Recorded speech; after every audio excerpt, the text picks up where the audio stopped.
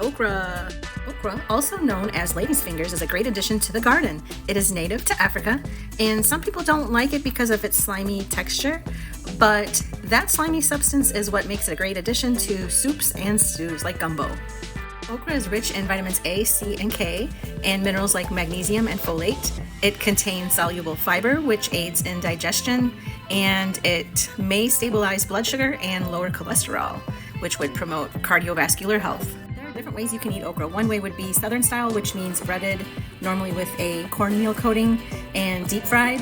You could slice it and saute it with onions, garlic, and spices. This method helps reduce the sliminess and enhances the natural flavor of okra. You could grill it. First, you would brush it with olive oil and season it with salt, pepper, and spices before grilling it. And then when it's charred and tender, it's ready, and it will have a smoky flavor. You could pickle it in vinegar, and it will be tangy and crunchy.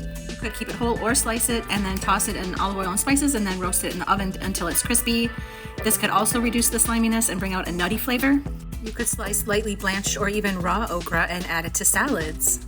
It could be used in curries along with spices, tomatoes, and onions, over rice or bread. You could bake okra chips. It can be a good side dish with almost any meal. I like to add them to my scrambled eggs with tomatoes, and I even sometimes put them in smoothies. It can also be used medicinally. It can help you with your digestive tract, and it can manage blood sugar levels. It is also a natural moisturizer, so it can be used with skincare or hair care. It can make your hair nice and shiny. It can also be used as animal feed and natural pesticide.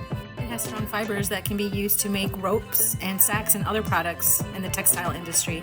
Scientists are trying to figure out a way where it could be used to be a biodegradable plastic. And it's also very easy to grow and even grows in the extremely hot summer heat in Florida. When planting okra, you can soak the seeds overnight, or you can skip that step, and then you can plant the seeds directly into the garden or into a pot about a ½ inch deep, and then it takes about 2 to 12 days to germinate. If you're going to plant them in rows, you could space the rows about 3 to 4 feet apart, and then between each plant, you'll need about a foot to 2 feet on each side of the plant.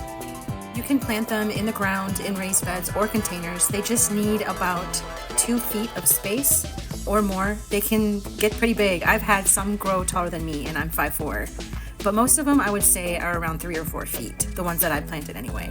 Depending on the variety of okra you have, it could vary in size, so you could read your seed package to see how much space your okra plant will need.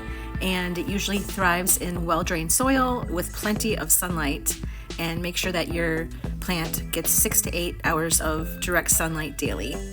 And if you start the seeds closer together, you can also spread them apart after they start growing.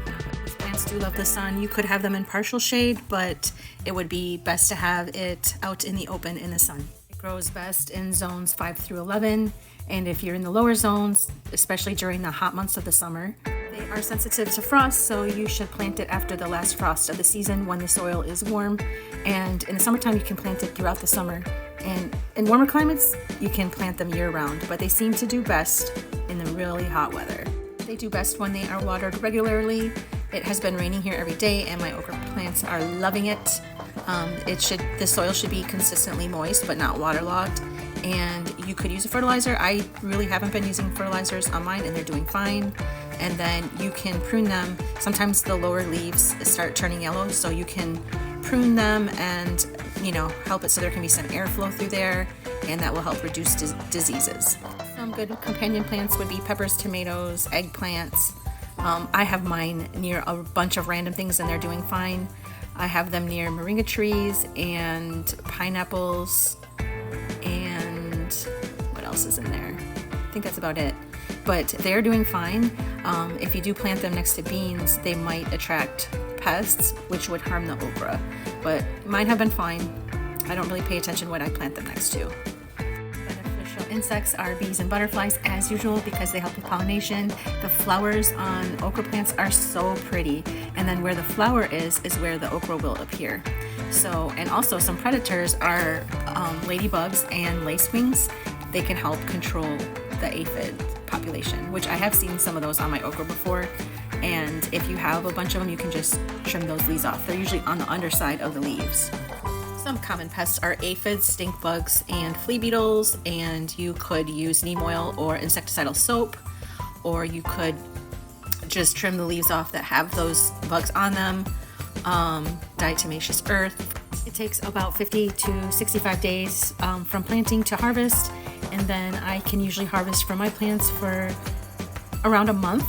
And the best time to pick the okra is when it's between 3 and 4 inches long. If it gets longer, it usually gets tough and it's hard to eat. And if you do get it when it's over, especially over 5 inches, you can just save it and dry it and then use the seeds that are inside.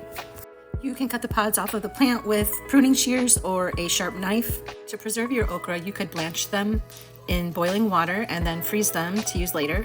Or you could dehydrate them. You could slice them into little circles, and then after they're done dehydrating, you could put them in an airtight container, or you could pickle them with vinegar and spices.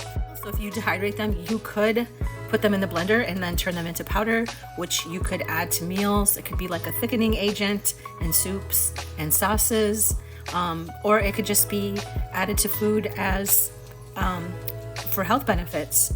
So you could put it in a little shaker and shake it onto your food, put it in your favorite recipes, and nobody will even know. When you're saving seeds, you should choose pods from the good plants, just so that you're saving seeds that will most likely produce more good plants. And by good plants, I mean full and produce a lot of okras. And then it doesn't have to be dry on the plant. You could remove it from the plant and then dry it. And once they are completely dry, the seeds inside will be black. When okra is fresh, the seeds are white, but when it dries, they are black. And then you'll have your seeds for the next season. You could let the pods stay on your plant and dry on your plant, but it's very wet where I live in Florida, so I prefer to cut them off and bring them inside. And if you do that, you just have to have them in a well-ventilated area and in a single layer on a drying rack. You can dry them some more if you spread them out in a single layer on a clean, dry surface, like a paper towel or a napkin or a cloth, and then let them air dry for a few days. And then after you do that, you can store them. This way they won't get moldy. Make sure to label your seeds with the name and the date that you stored them, and then store them in a cool, dry place, maybe a paper bag or a glass jar, like a mason jar with a tight lid. And then they can remain viable for several years if you store them properly. So it's best to use them within 1 to 2 years though, for better germination rates. Saving your own seeds is such a sustainable and cost-effective way to garden. So to sum it all up, okra is very nutritious, it's easy to grow, and what are you waiting for? Try growing okra in your garden.